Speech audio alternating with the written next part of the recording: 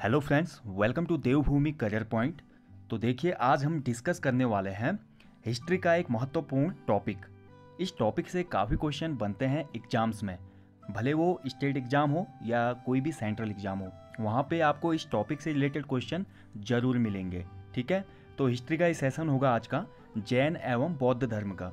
इसमें हम जैन एवं बौद्ध धर्म से रिलेटेड कुछ ऐसे महत्वपूर्ण फैक्टों पे चर्चा करेंगे जो कि एग्जाम में बार बार पूछे जाते हैं, और आप कोई भी एग्जाम उठा के देखिए वहाँ पे आते ही हैं ऐसे क्वेश्चन। ठीक है, तो वीडियो को शुरू से अंत तक जरूर देखिएगा। आज की वीडियो में आप जानेंगे जैन धर्म किसने शुरू किया, बौद्ध धर्म किसने शुरू किया, क्या क्या इसके अंग हैं, इससे संबंधित सभी जानकारियाँ इस वीडियो में इंक्लूडेड है। और दूसरी बात, अभी तक अगर आपने हमारा चैनल सब्सक्राइब नहीं किया है तो प्लीज़ सब्सक्राइब कर लें, क्योंकि इस चैनल पे आपको मिलते हैं उत्तराखंड से रिलेटेड महत्वपूर्ण नोटिफिकेशन, उत्तराखंड का सामान्य ज्ञान, और उसके साथ साथ अन्य सेंट्रल गवर्नमेंट जॉब्स के लिए भी इंपॉर्टेंट चीज़ें यहाँ पे अवेलेबल हैं। ठीक है, तो चलिए ज़्यादा देर न करते हुए शुरू करते हैं जैन एवं बौद्ध धर्म। तो सबसे पहले शुरू करेंगे जैन धर्म से। ठीक है, तो बात करी जाए फ्रेंड्स, देखिए जैन धर्म के जो संस्थापक माने जाते हैं या प्रथम तीर्थकर की मैं बात करूँ, वो हैं ऋषभ देव। ये काफ़ी बार पूछा गया है एग्जाम्स में। ठीक है, और इसके 23वें, देखिए जैन धर्म में कुल 24 तीर्थकर हुए, और जिनमें अंतिम थे महावीर स्वामी, जिनसे रिलेटेड क्वेश्चन ज़्यादातर एग्जाम में पूछे जाते हैं। लेकिन कभी कभी एग्जाम में पूछ लिया जाता है कि जैन धर्म के पहले संस्थापक कौन थे या जो तीर्थकर थे, और 23वें कौन थे, तो 23वें भी इंपॉर्टेंट हो जाता है। तो जैन धर्म के 23वें तीर्थकर थे पार्श्वनाथ। ठीक है, और 24वें हम अंतिम जो तीर्थकर बने जैन धर्म के, वो थे महावीर स्वामी। ठीक है, महावीर स्वामी से जुड़े कुछ अब इम्पोर्टेंट फैक्ट को जानेंगे। देखिए जैन धर्म, मैं बात करूं, जैन धर्म और बौद्ध धर्म ऐसे धर्म थे जिनका उदय हुआ उत्तर वैदिक काल के बाद। उत्तर वैदिक काल में वर्ण व्यवस्था और सामाजिक व्यवस्था इस तरह से प्रभावित हो गई थी, काफ़ी मतलब छुआछूत की भावनाएं, कुप्रथाएं उसमें आ गई थी। उनको देखते हुए इन दो धर्मों ने कहीं ना कहीं समाज में एक सहयोग स्थापित किया, लोगों के बीच सहभागिता बढ़ाने का, और लोगों के बीच संप्रेषण बढ़ाने का, और लोगों के बीच वर्ण व्यवस्था को किसी हद तक थोड़ा कम करने के लिए उन्होंने काफ़ी प्रयास किया। ठीक है, तो अब बात करते, देखिए महावीर स्वामी से जुड़े कुछ महत्वपूर्ण तथ्य जानेंगे जो कि काफ़ी इंपॉर्टेंट है एग्जाम के लिहाज से। ठीक है, यहाँ पे एक लाइन है, देखिए महावीर स्वामी ने बोली थी, वो स्वयं से लड़ो, बाहरी दुश्मनों से क्या लड़ना, जो स्वयं पर विजय प्राप्त कर लेंगे उन्हें आनंद की प्राप्ति होगी। तो ये सेंटेंस कहीं ना कहीं हमारे जीवन पे भी लागू होता है। देखिए फ्रेंड्स, हम तैयारी करते हैं, काफ़ी नकारात्मकता को हम फेस करते हैं अपने समाज में, लेकिन अंततः जिस दिन हम सफल होते हैं उस दिन आनंद की अनुभूति होती है। तो कहने का मतलब है, बाहरी लोगों पे बिल्कुल ज़्यादा प्रभावित ना हो उनसे, जो आप कर रहे हैं आप सर्वश्रेष्ठ कर रहे हैं। देखिए कोई भी आदमी अगर आईएएस या पीसीएस की तैयारी कर रहा है, उसके साथ साथ अगर गवर्नमेंट जॉब की तैयारी कर रहा है, वो पढ़ाई कर रहा है। पढ़ाई करना मतलब ज्ञान को अपने अंदर ले रहा है, तो इससे बड़ी चीज़ दुनिया में शायद ही कोई हो। ठीक है, तो समझ पाए होंगे। अब देखिए महावीर से जुड़े कुछ महत्वपूर्ण तथ्य जानेंगे। महावीर स्वामी का जन्म हुआ था फ्रेंड्स 540 ईसा पूर्व कुंडग्राम नामक प्लेस पे, जो कि वैशाली में था तत्कालीन। ठीक है, देखिए ईसा पूर्व और ईसवी को समझे आप पहले। तो देखिए ईसा पूर्व होता है बिफोर क्रिस्ट। ठीक है, बिफोर क्रिस्ट का मतलब होता है ईसा पूर्व, मतलब ईसा मसीह से जन्म के पहले का समय, वो कहलाता है ईसा पूर्व। और उसके बाद एडी यूज किया जाता है।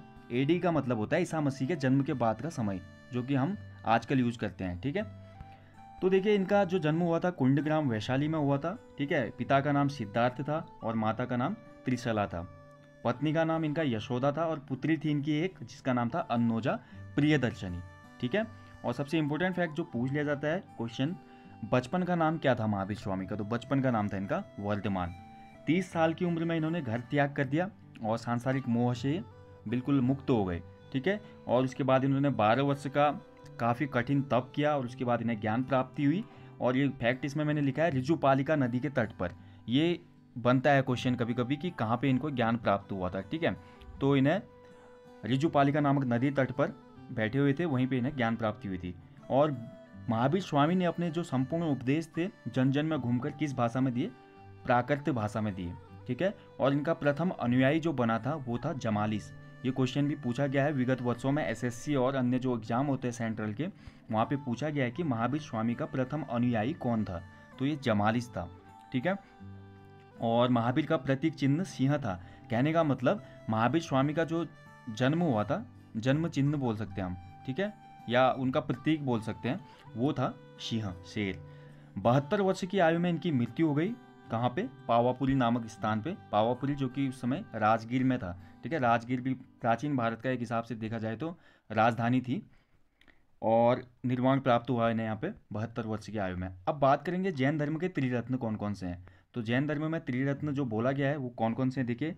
वो सबसे पहले है सम्यक दर्शन, दूसरा है सम्यक ज्ञान, और सम्यक आचरण। ये जैन धर्म के त्रिरत्न हैं। और इसके साथ साथ जैन धर्म में महावीर स्वामी ने, पहले से 4 तो जुड़े हुए थे, लेकिन 5वां ब्रह्मचर्य जो था वो महावीर स्वामी द्वारा जोड़ा गया, ठीक है। ये क्वेश्चन भी बनता है कभी कभी कि जैन धर्म में 5वां महाव्रत किसके द्वारा जोड़ा गया था। तो पांचवा जो महाव्रत था वो महावीर स्वामी के द्वारा जोड़ा गया। और जो पहले के 4 थे वो कौन कौन से थे? अहिंसा, सत्यवचन, अस्तेय, अपरिग्रह, ठीक है। तो इन चीज़ों को जान लीजिएगा। अहिंसा आप सभी को पता है, सत्यवचन सत्य बोलना, आस्तेय का मतलब होता है चोरी न करना, अपरिग्रह का मतलब होता है आवश्यकता से अधिक धन संग्रह न करना, ठीक है। और ब्रह्मचर्य आप सभी को पता है, ब्रह्मचर्य मतलब अकेले ही जीवन यापन करना, कोई सांसारिक शादी ब्याह या मोह माया में न पड़ना, ठीक है। अब देखिए क्या हुआ, जैन धर्म काफ़ी अच्छा कार्य कर रहा था उस टाइम पे, लेकिन कुछ अपने अंदर की कमी के कारण क्या हुआ, जैन धर्म का विभाजन हो गया और जैन धर्म 2 भागों में बढ़ गया था, जिसमें एक था श्वेतांबर और दूसरा था दिगंबर संप्रदाय, ठीक है। तो श्वेतांबर संप्रदाय वालों का क्या था फंडा, वो लोग सफ़ेद वस्त्र धारण करते थे और दिगंबर वाले निर्वस्त्र रहते थे, ठीक है। और फॉलो जैन धर्म को करते थे वो दोनों, लेकिन इन्होंने कहीं ना कहीं अपने को बांट दिया था, ठीक है।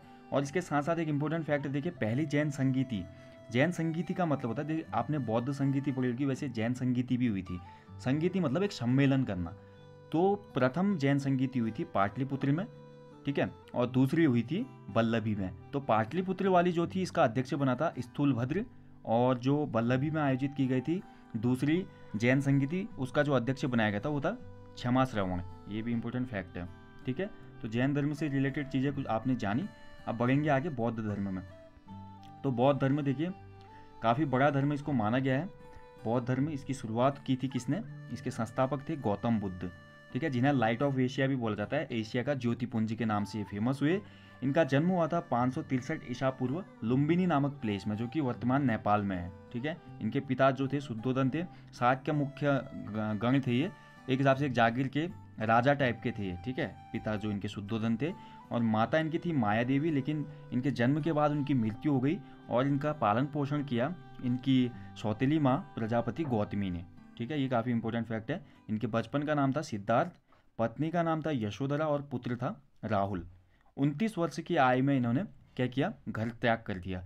29 साल में क्या हुआ, इन्होंने देखिए एक बार ये घूमने गए थे बोला जाता है। तो घूमते घूमते इनके पिता ने सांसारिक दुखों से दूर रखा था। लेकिन एक दिन ये घूमने गए प्रातःकाल अपने सारथी के साथ, और इन्होंने देखा एक बूढ़ा व्यक्ति जा रहा था। तो सारथी से इन्होंने पूछा क्या मैं भी बूढ़ा होऊंगा? तो सारथी ने बोला हाँ आप भी बूढ़े होंगे एक दिन। फिर इन्हें बीमार व्यक्ति दिखा, फिर इन्हें एक मृत व्यक्ति दिखा, शव ले जा रहा था। फिर उसके बाद एक सन्यासी दिखा जो कि हंस रहा था। तो तीनों कंडीशनों में इन्होंने पहले की जो बूढ़ा व्यक्ति था, बीमार व्यक्ति था और शव था, वहाँ पे इन्होंने जो लोग थे रोते बिलखते दिखे। लेकिन जो चौथा दृश्य था सन्यासी का, सन्यासी बिल्कुल प्रसन्नचित्त था। तो इन्होंने वहीं पे डिसाइड कर लिया कि मुझे भी सन्यासी बनना है और ज्ञान प्राप्ति करके लोगों का कल्याण करना है। इसी वजह से 29 साल की उम्र में उन्होंने गृह त्याग किया, जिसे बौद्ध धर्म के ग्रंथों में बोला जाता है महाभिनिष्क्रमण। ये काफ़ी इंपॉर्टेंट फैक्ट है कि गौतम बुद्ध की गृह त्याग की घटना को किस नाम से संबोधित किया गया है, तो इसे बोला जाता है महाभिनिष्क्रमण, ठीक है। अब जानेंगे देखिए बौद्ध धर्म के कुछ महत्वपूर्ण तथ्य। तो पूछ लिया जाता है किसके शिष्य बने थे गौतम बुद्ध, किसके शिष्य बने थे? अलार कलाम नामक व्यक्ति के, ठीक है। इन्हें पीपल वृक्ष के नीचे बोध गया नामक स्थान पर ज्ञान प्राप्ति हुई। तो ये भी इंपॉर्टेंट फैक्ट है कि कहाँ पे इन्हें ज्ञान की प्राप्ति हुई थी गौतम बुद्ध को, तो बोध गया में इन्हें ज्ञान प्राप्ति हुई थी। इन्होंने अपना प्रथम उपदेश ज्ञान प्राप्ति के बाद सारनाथ में दिया था, जिसे बोला गया है धर्म चक्र प्रवर्तन, ठीक है। ये भी पूछ लिया जाता है कि जो गौतम बुद्ध का पहला उपदेश था उसे क्या बोला जाता है, तो उसे बोला जाता है धर्म चक्र परिवर्तन। सभी उपदेश इन्होंने पाली भाषा में दिए और महावीर स्वामी ने जैन धर्म में प्राकृत भाषा में दिए, ठीक है। और ये भी पूछा जाता है कि किस प्लेस में इन्होंने सबसे ज़्यादा उपदेश दिए थे बौद्ध धर्म के, तो इन्होंने श्रावस्ती नामक प्लेस में सर्वाधिक उपदेश दिए। और 80 वर्ष की आयु में कुशीनगर में यह निर्वाण प्राप्त हुआ। निर्वाण का मतलब होता है मिट्टी में मिल जाना, मृत्यु हो जाना, मोक्ष को प्राप्त होना, ठीक है। तो 483 ईसा पूर्व में इन्हें निर्वाण प्राप्त हुआ, जिसे बोला गया महापरिनिर्वाण। ठीक है, बौद्ध में बोला जाता है इसे महापरिनिर्वाण। अब जान लेंगे बौद्ध धर्म के त्रिरत्न कौन कौन से थे। तो बौद्ध धर्म के जो त्रिरत्न थे वो थे बुद्ध, धम्म और संघ। आपने सुना भी होगा, अगर कोई बौद्ध मंदिर में गया तो वहाँ पे हमेशा एक 3 लाइनें चलती हैं, बुद्धम शरणम गच्छामि, धम्मम शरणम गच्छामि, संघम शरणम गच्छामि। ये मूल मंत्र हैं बौद्ध धर्म के और इन्हीं को त्रिरत्न भी बोला जाता है। और इसी के साथ साथ कुछ पिटक भी लिखे गए बौद्ध धर्म के, जिसमें से है मुख्य विनय पिटक, सूत्र पिटक और अभिधम्म पिटक। ये भी पूछ लेता है कि बौद्ध धर्म के पिटक कौन कौन से हैं। ठीक है, तो विनय पिटक, सूत्र पिटक और अभिधम्म पिटक। तो ये इंपॉर्टेंट फैक्ट हैं। अब देखिए सभी पाली भाषा में निर्मित है, जितने भी ग्रंथ लिखे गए हैं बौद्ध धर्म के रिलेटेड वो सभी पाली भाषा में है। और इसके साथ साथ जान लेंगे, जैसे अभी मैंने जैन सभाएं बताई, वैसे ही प्रमुख बौद्ध सभाएं भी हुई थी, बौद्ध संगीति जिन्हें बोलते हैं। जो प्रथम बौद्ध संगीति हुई थी वो हुई थी लगभग 483 ईसा पूर्व में राजगृह नामक प्लेस में, और इसका इसमें शासनकाल था वो अजातशत्रु का था। द्वितीय बौद्ध संगीति हुई थी वैशाली में, और इस समय शासनकाल चल रहा था कालाशोक का। तृतीय बौद्ध संगीति हुई थी पाटलिपुत्र में, और इस समय शासन था अशोक का। और चौथी बौद्ध संगीति हुई थी कुंडलवन, और इसमें जो शासनकाल था ये कनिष्क का था। ठीक है, और यहीं पे चतुर्थ वाली में क्या हुआ, ये इंपॉर्टेंट फैक्ट है, क्वेश्चन बनता है कभी कभी, कौन सी बौद्ध संगीति के बाद बौद्ध धर्म 2 भागों में विभक्त हो गया। तो चौथी जो कुंडलवन में हुई थी कनिष्क के शासनकाल में, यहाँ पे बौद्ध धर्म 2 भागों में बट गया। एक भाग कहलाया हीनयान और दूसरा महायान। ठीक है, ये इंपॉर्टेंट फैक्ट है, बौद्ध धर्म हीनयान और महायान में विभाजित हो गया। ठीक है, तो देखिए ये थे बौद्ध धर्म और जैन धर्म के कुछ इंपॉर्टेंट फैक्ट। इसके साथ साथ देखिए कुछ चीज़ें इन दोनों में समानता है, जैसे बौद्ध धर्म और जैन धर्म दोनों अनिश्वरवादी है, मतलब ईश्वर पे विश्वास नहीं करते। ठीक है, और दूसरी बात देखिए बुद्ध ने मध्यम मार्ग का उपदेश भी दिया।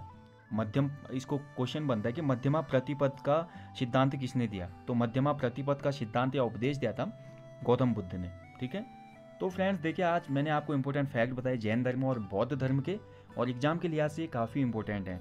ठीक है, तो वीडियो को आपने देख लिया तो इसको प्लीज़ नोट डाउन भी करें, क्योंकि ये नोट्स काफ़ी काम आएंगे आपके लिए एग्जाम में। तो मिलते हैं आपको नेक्स्ट वीडियो में, तब तक के लिए अच्छे से अपनी पढ़ाई कीजिए।